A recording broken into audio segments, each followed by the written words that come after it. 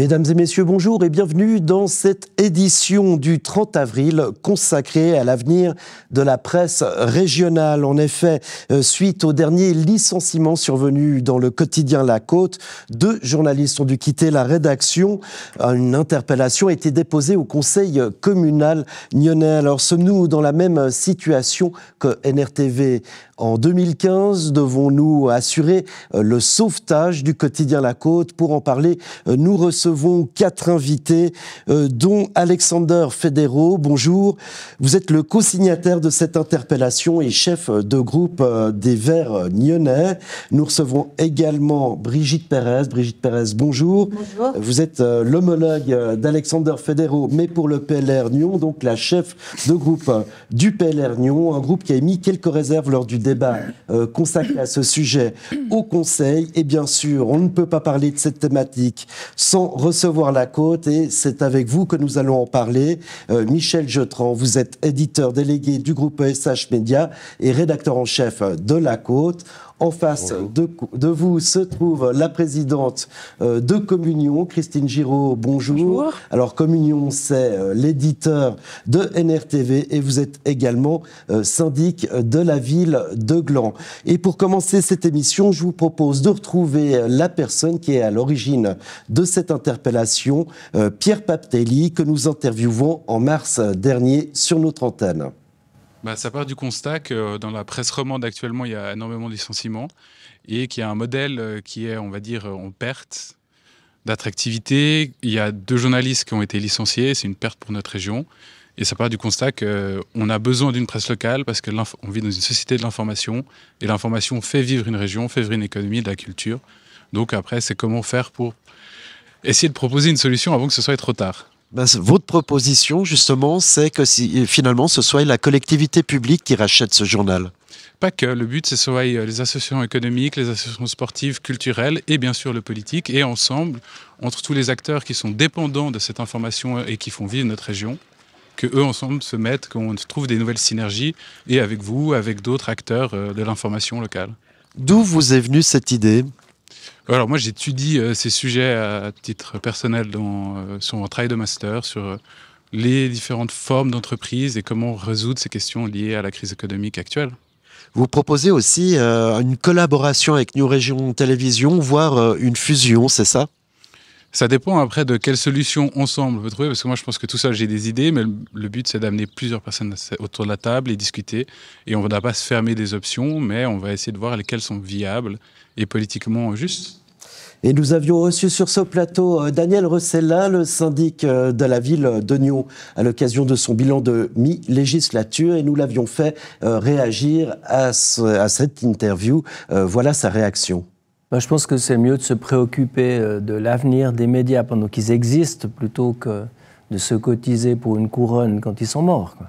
Donc oui, ça vaut la peine de poser des questions. Maintenant, effectivement, il y a des médias qui sont financés en bonne partie, ou en partie en tout cas, par les pouvoirs publics, à commencer par la SSR, donc la RTS, des différentes chaînes de radio et de télévision. On voit la fragilité du système quand le politique qui n'est pas très satisfait des prises de position des journalistes d'une chaîne décide de sanctionner en coupant les vivres, quoi. Donc il y a une certaine fragilité avec un financement essentiellement par le pouvoir public, d'autant plus que c'est indispensable d'avoir une indépendance de la rédaction, sinon il n'y a plus de critique. Puis là, c'est la pravda puis de la propagande. Donc il faut trouver la bonne solution.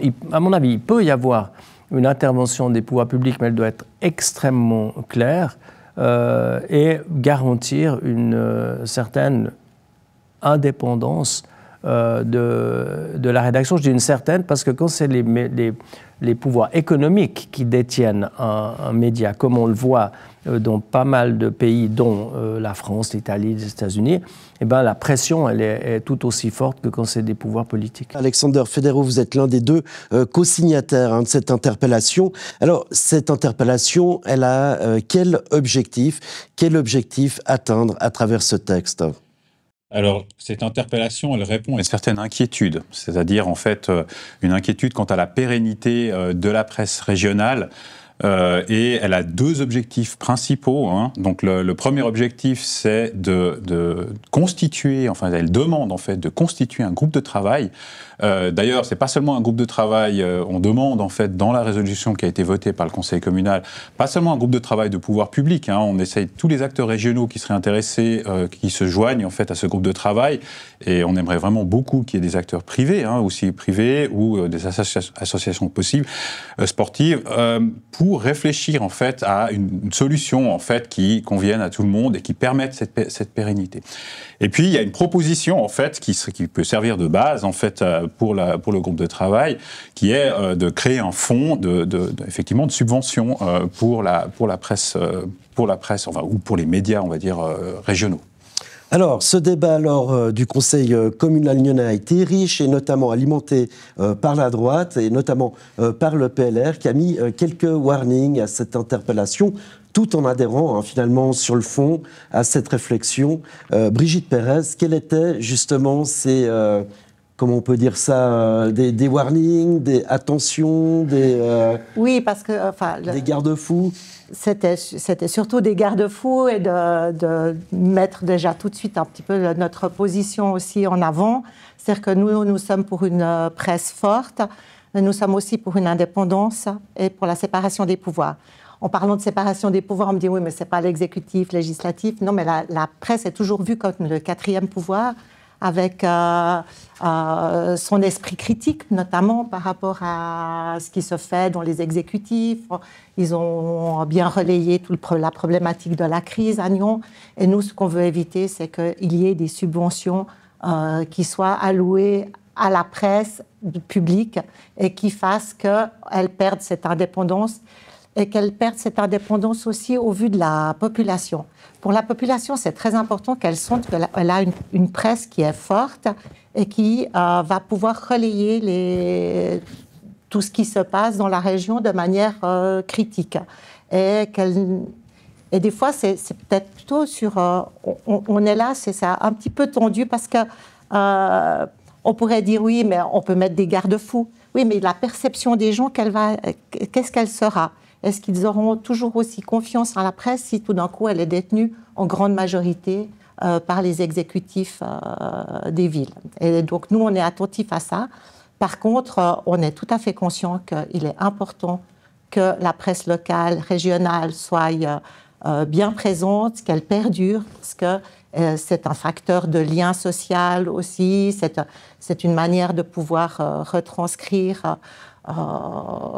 tout ce qui se passe dans la région, que ce soit au niveau culturel, sportif, associatif, et puis aussi au niveau politique. Hein. On a aussi besoin de la presse pour tout ce qui est décidé par les conseils communaux des différentes villes et villages de la région. Donc nous, on va participer et on espère être vraiment aussi source d'idées, même si je ne doute pas aussi que le quotidien de la Côte n'attend pas non plus d'avoir qu'on leur apporte quelque chose de tout fait, qu'ils ont certainement aussi des idées comment rebooster le journal dans la région. Eh ben voilà, on l'a bien compris, hein, la séparation des pouvoirs, c'est au cœur donc des préoccupations du Conseil, évidemment. Michel Jeutran, on va y revenir, mais on n'a pas encore entendu finalement le propriétaire du quotidien La Côte s'exprimer là-dessus. Vous êtes l'éditeur délégué, vous êtes donc son porte-voix. Comment a-t-il réagi quand il a entendu parler de cette interpellation? Est-il d'accord sur le fond avec ce document?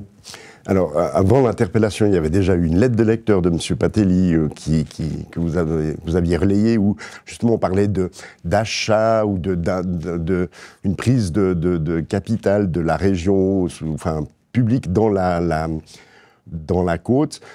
C'est pas à l'ordre du jour du côté de l'éditeur ESH Média qui édite La Côte, qui est un groupe de presse, et La Côte n'est pas à vendre, si j'ai envie de dire. Hein. Et nous, en fait, quand j'entends Mme Pérez, c'est parfaitement notre ligne.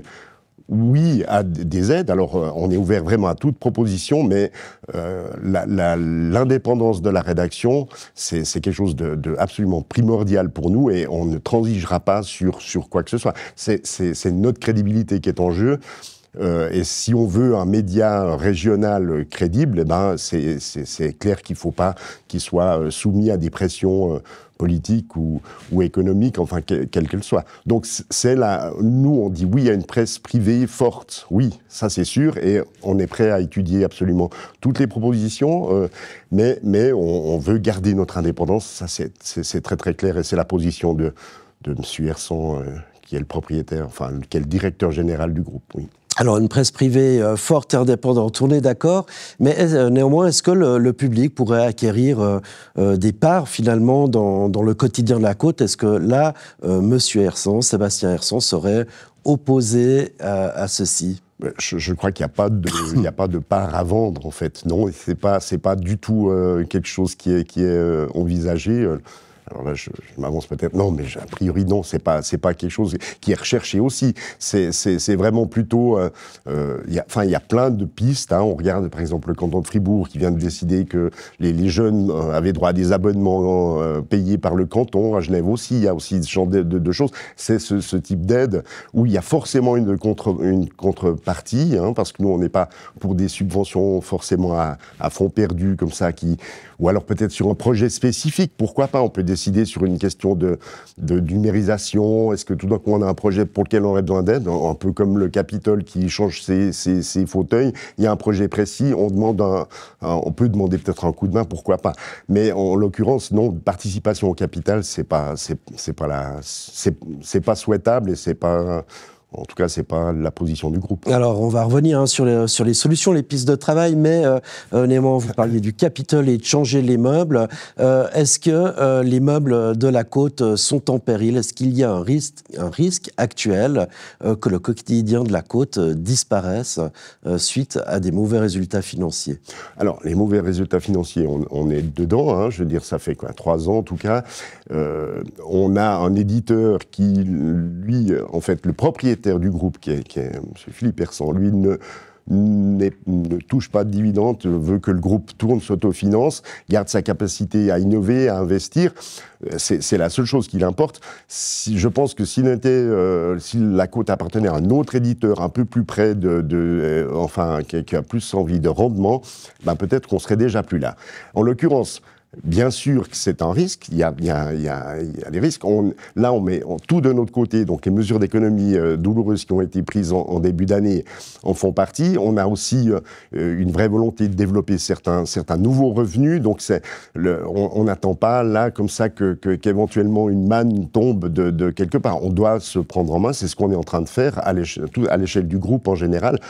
Donc voilà, mais évidemment, tout coup de main est bienvenu. Et moi, je ne peux pas vous exclure, vous dire que la Côte n'est pas menacée. Oui, comme toute entreprise qui ne fait pas qui est déficitaire. Alors, en un mot, est-ce qu'on est en situation de sauvetage pour la Côte? Oui ou non? C'est un peu compliqué de dire. Non, je ne dirais pas qu'on est vraiment en situation de sauvetage. On est face à une situation qui est très difficile, on est face à un défi parce que la perspective, l'avenir n'est pas particulièrement rose non plus. Hein. On sait très bien, il y avait encore un article ce matin qui expliquait que les perspectives pour la publicité sont pas terribles. Mais nous, je sais très bien qu'on a une équipe qui est super dynamique, qui a développé notamment tout ce qui est content marketing, enfin des choses qui sont des nouvelles offres commerciales. Et ça marche plutôt bien. Donc non, on n'est pas en train je dirais pas qu'on est dans une période de sauvetage, mais rien n'est exclu, il peut y avoir tout d'un coup des revers, des choses, enfin, typiquement le Covid, le prix du papier a doublé, on n'a pas pu répercuter ça sur le prix de nos abonnements. Ben voilà, l'énergie, il en faut beaucoup. La Poste qui nous aide pas, qui augmente ses tarifs. Enfin, je veux dire, on a quand même il y a des choses, des éléments sur lesquels on n'a pas prise. Donc voilà, c'est quand même, c'est un vrai danger aussi pour nous. Mais on est une entreprise privée, on fait tout ce qu'on peut pour pour assurer son avenir. Oui, oui. Et puis, mais dans ce contexte-là, toute aide est la bienvenue, très clairement. Voilà. Et ben ça sera l'objectif notamment d'un groupe de travail. On va en parler. Un groupe de travail qui demande néanmoins à la Côte de réinventer finalement la façon de trouver de l'argent pour faire vivre ce titre. Et justement, une situation de sauvetage, peut-être comme j'en parlais en introduction, on en a connu une pour Nyon Région Télévision. Christine Giraud, vous êtes la présidente du comité de communion, l'association qui regroupe une quarantaine de communes de la région et qui est l'éditrice de Nyon Région Télévision. Face à quel danger se trouve un titre tel que La Côte ou que NRTV à l'époque, en 2015, quand il s'agit d'aller convaincre les communes de mettre de l'argent dans un projet rédactionnel? Bien, en tout cas, dans le cas du sauvetage NRTV, il y a eu un gros travail qui a dû être fait. C'est un petit peu en ligne avec ce qui vient d'être exprimé par Madame Pérez quant aux communes, la compréhension de l'importance d'avoir un média local, cette inquiétude des politiques par rapport à l'indépendance ou disons, d'avoir une presse qui serait pas suffisamment forte ou critique. Enfin, toutes ces questions un peu de répartition du travail, à quelque part, de ne pas être trop en ingérence non plus par rapport aux finances qu'on peut amener. Et c'est vrai que c'est des discussions qu'on a eues pendant de longues heures au conseil communal de Gland, de se poser la question, mais pourquoi est-ce qu'une commune doit financer un média? Est-ce que c'est vraiment aux communes de le faire? Dans le cas d'NRTV, c'était aussi la question de la concession qui est inexistante. La chaîne NRTV, donc Communion, ne touche aucun subside ni de la Confédération, ni du canton pour exploiter la chaîne. Donc c'est uniquement des communes du district qui financent finalement cette chaîne. Donc il a quand même fallu faire un gros travail, j'ai envie de dire, pour s'approprier un petit peu l'identité de la chaîne NRTV, de comprendre aussi le message, de bien définir aussi le contenu éditorial que Communion entendait donner à NRTV pour que les communes prennent conscience de l'importance aussi de faire passer tous ces messages. Ça s'est aussi travaillé dans un contexte où il y a le droit à l'information qui est arrivé. Alors, on n'est pas tout à fait sur les mêmes terrains de jeu, c'est bien clair. Néanmoins, cette volonté, ce besoin d'informer la population a pris de l'importance avec cette loi aussi, d'être transparent, de donner l'information. Et c'est vrai que dans ce sens-là, on a réussi à convaincre déjà la commune de Nyon qui nous soutient en majorité, la commune de Gland qui a aussi inscrit ça dans ses préavis, dans son budget de fonctionnement. Alors, je vous propose d'y revenir un petit peu plus tard, mais tout de même, quand, par exemple, il y a eu la crise politique à Nyon, est-ce que Nyon était représenté au sein du comité éditeur de NRTV? Est-ce que des fois, on n'a pas envie de mettre un petit peu la pression quand on tient le règne financier sur la rédaction? C'est des questions, finalement, de Brigitte Pérez, cette indépendance rédactionnelle. Est-ce que ça, vous l'avez connu au sein du comité éditeur de NRTV? Bon, je pense que les humains sont ce qu'ils sont, et puis les réactions personnelles, elles peuvent être présentes, ça c'est clair. Mais en tous les cas, dans le comité, dans les buts qui sont fixés au comité, donc qui est l'éditeur, Communion est l'éditeur, il ne lui appartient pas d'intervenir sur le mandat rédactionnel. Non, pas du tout. D'accord. Alors, vous parliez d'argent, effectivement, NRTV touche, on va prendre par l'exemple, 270 000 francs de Nyon, sauf erreur, ou 260 000 francs, oui. Et 140 000 francs environ de la commune de Gland. Alors, rechercher du financement public, est-ce que... si vous entendez parler du projet de la Côte, d'une part, est-ce que Gland va le relayer au sein de son propre conseil communal? Est-ce que vous avez déjà entendu des conseillers avoir envie de reprendre l'interpellation fédéraux au sein du conseil communal de Gland? Alors, je n'ai pas été informée d'une quelconque velléité de reprendre cette interpellation à Gland, mais je voulais juste préciser quand même que par rapport à la Côte, il y a déjà des accords sous forme de contrepartie qui sont existants avec le quotidien de la Côte, où il y a un certain nombre de publi-reportages, des contreparties qui existent à hauteur de 45 000 francs, si je me trompe, par année depuis plusieurs années. Donc ça, c'est une forme de soutien que la ville offre à ce quotidien, d'une part d'amener de la de la substance, du rédactionnel et puis des sujets, et puis précisément pour soutenir ce média. En tant que syndic, alors là je vais sur cette casquette-là, est-ce que vous seriez prêt à soutenir 2 projets, ou est-ce que finalement, au bout d'un moment, il n'y aurait plus qu'un pot commun qui passerait par le conseil intercommunal, par région de Nyon, et puis ensuite dont l'argent serait redistribué entre les 2 titres? Je n'ai pas la réponse précise à ce sujet. Je peux que confirmer qu'aujourd'hui, il y a déjà un soutien qui est donné, comme je viens de l'expliquer, plus NRTV.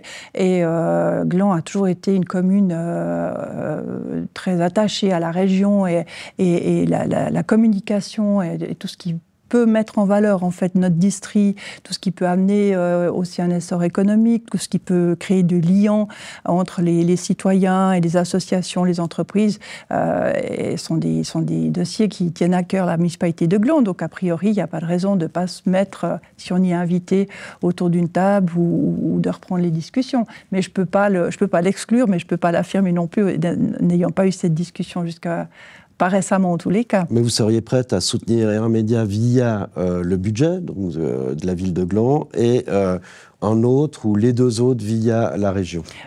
Alors, via la région, ça c'est encore une autre question. Bien entendu qu'en tant que, je siège aussi au CODIR de région de Nyon, c'est une problématique qu'on va devoir, si elle vient sur la table, il y a a priori des discussions qui auront lieu. Je ne peux pas préjuger du résultat. Néanmoins, c'est ce que je viens de dire aussi pour Gland. Je pense que la région de Nyon a tout intérêt à considérer ces questions. Après, c'est évidemment une question de budget il y a un conseil intercommunal, à convaincre et à travailler avec les délégués des diverses communes. Je crois que tous les modes, on ne doit pas aujourd'hui dire c'est qu'une question de commune ou c'est qu'une question de région. Et il faut laisser travailler un petit peu les esprits et voir comment est-ce qu'on peut trouver une solution. Ce qu'on avait fait pour NRTV aussi.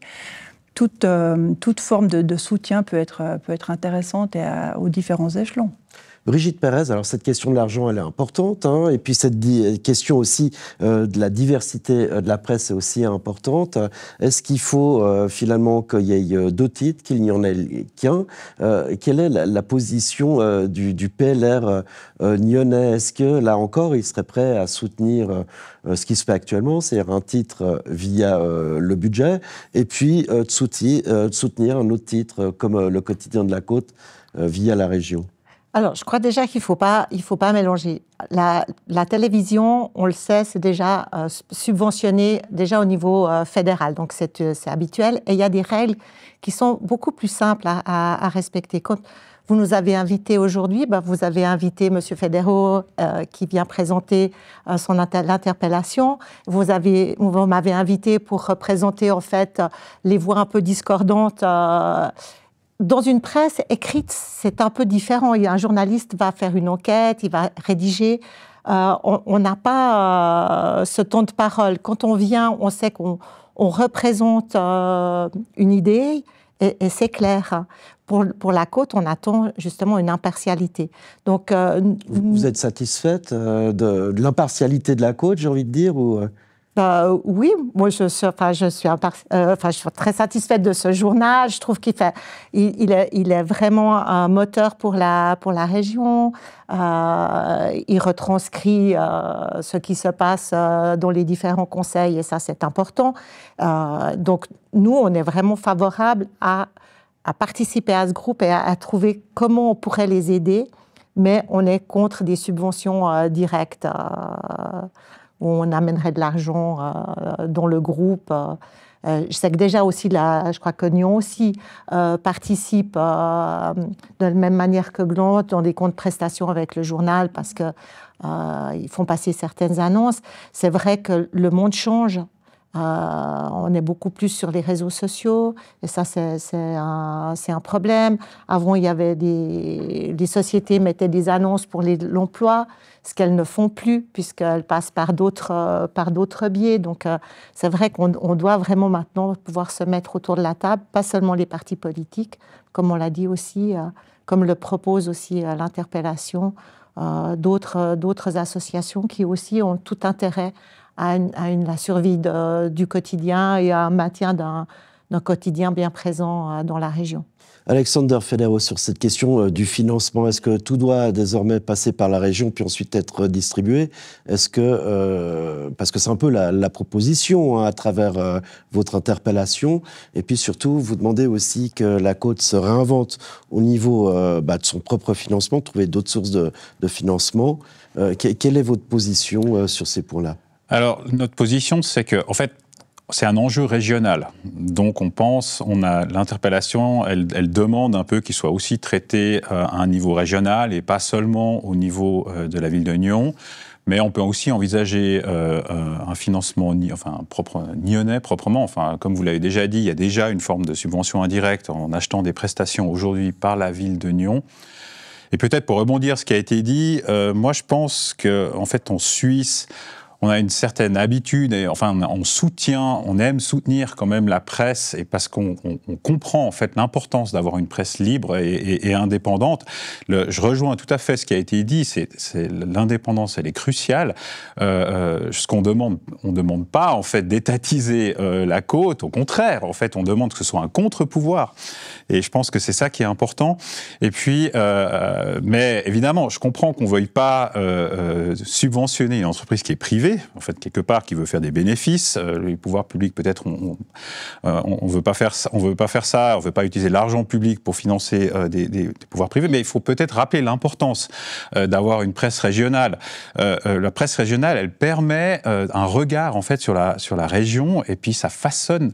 Quelque part, ça façonne l'identité, ça aide à façonner l'identité régionale.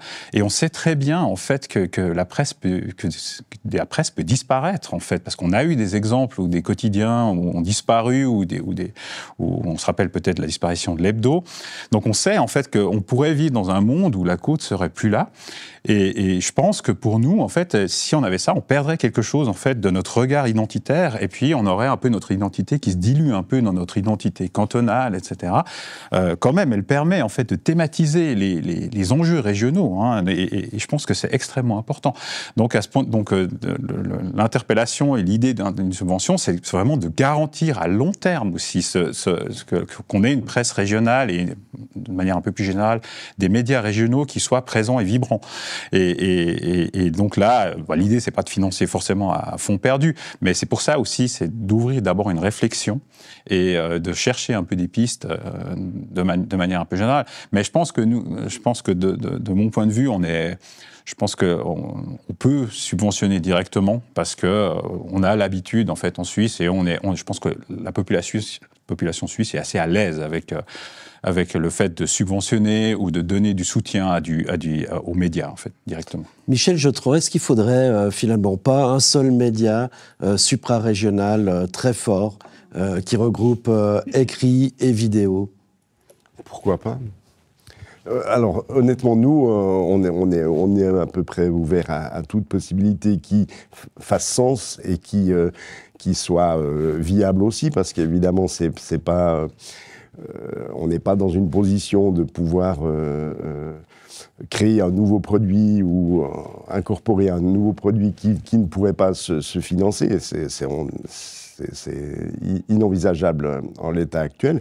Mais pourquoi pas? Je veux dire, je pense qu'il y a vraiment beaucoup de pistes à étudier, et celle-là, on fait partie, bien sûr. Nous, on a toujours été ouverts à des collaborations, à tout ce qui est possible de le faire. Après, il faut pas que tout le monde y trouve un intérêt. Donc, bien sûr, la porte est absolument pas fermée.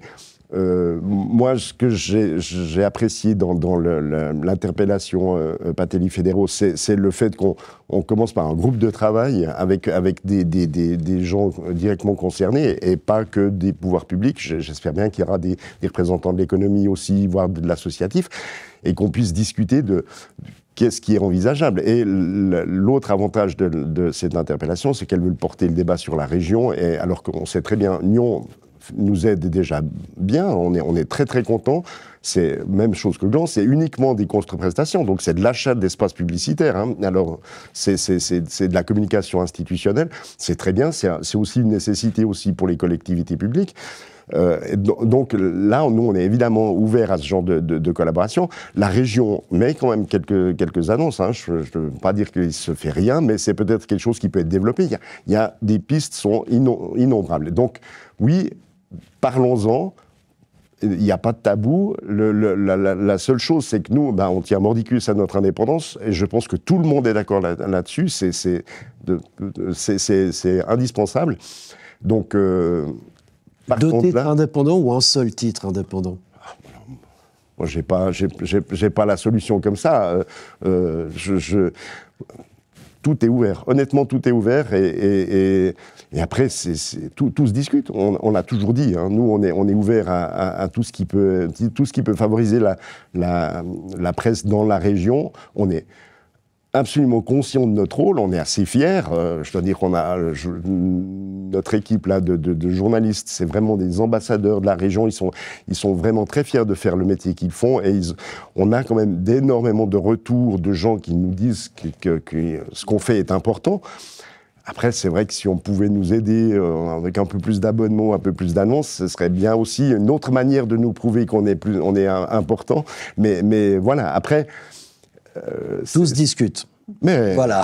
Christelle Géraud, vous vouliez réagir alors?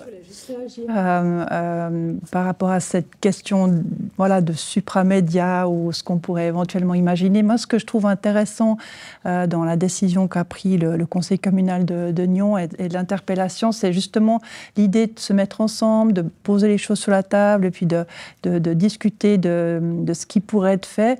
Et je pense qu'un des points qui devra vraiment être, auquel le groupe de travail devra être attentif dans ma vision, c'est quand même cette pluralité des médias, de la manière de traiter l'information, un peu cette pluralité aussi de différentes formes sous laquelle l'information est diffusée.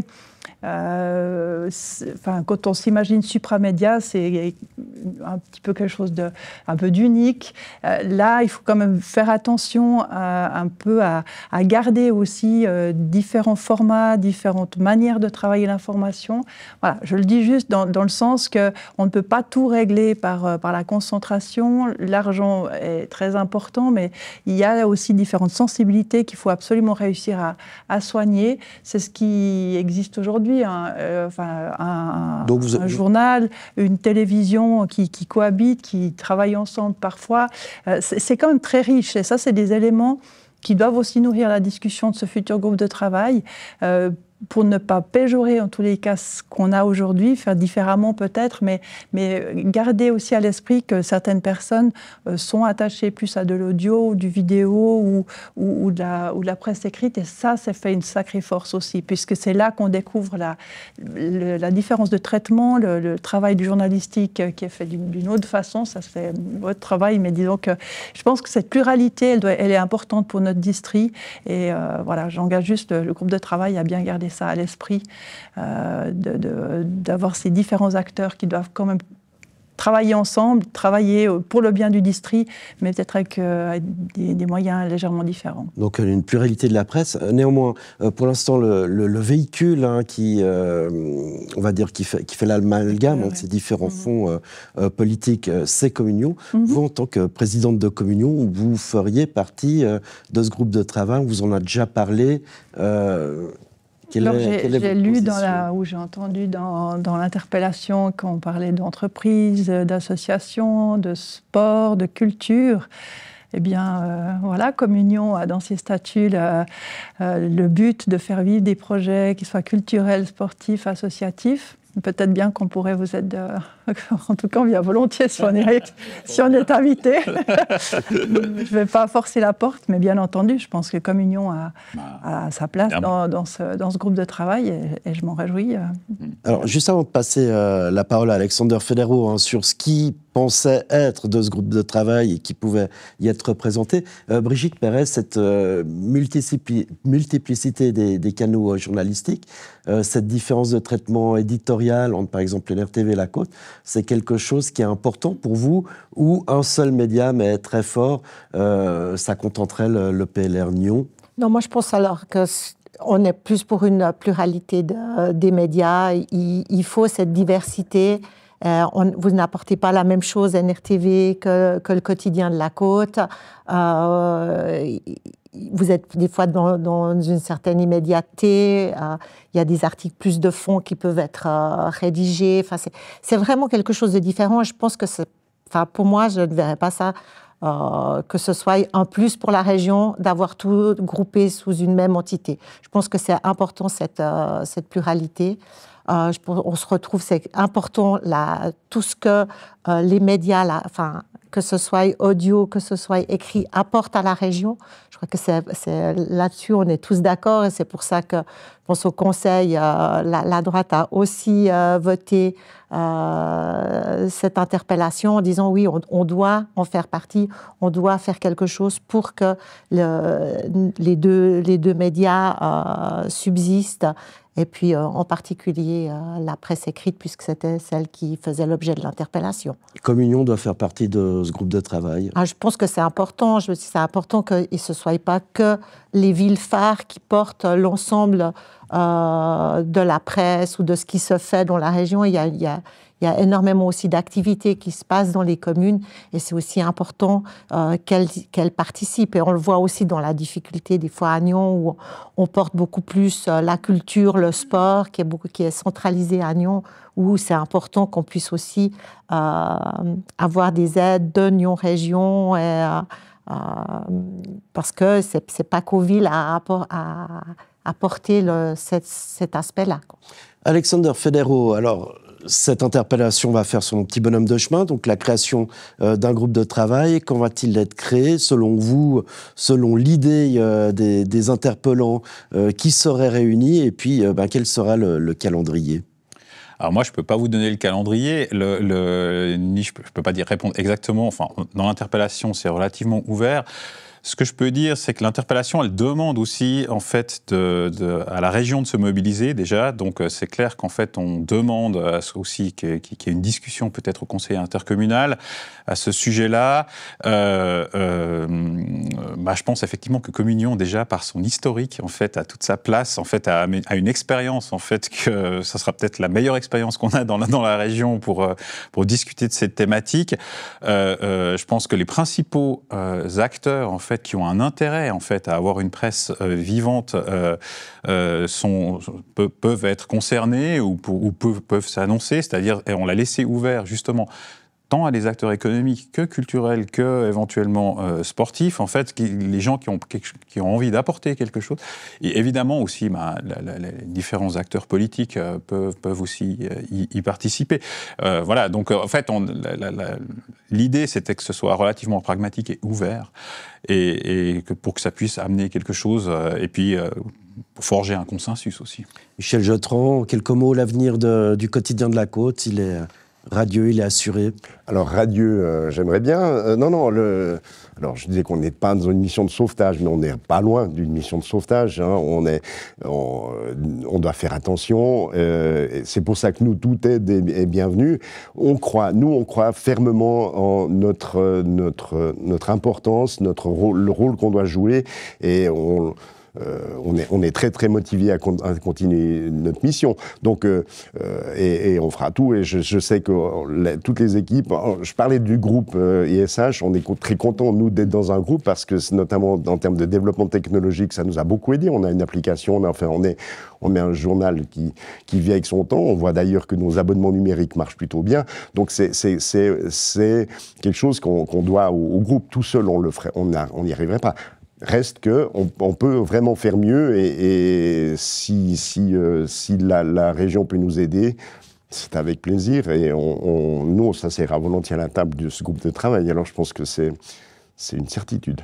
Eh ben voilà, mesdames, messieurs, merci beaucoup d'avoir participé à cette réflexion finalement sur l'avenir de la presse régionale qui semble en tout cas être soutenue par tout le monde. Pour preuve, le vote suite à cette interpellation, une interpellation acceptée par 77 oui, 0 non et 4 abstentions. C'est un dossier que l'on suivra sur Nyon Région Télévision. Et quant à moi, je vous donne rendez-vous la semaine prochaine pour un nouveau numéro de FC Politique. Alors, à la semaine prochaine.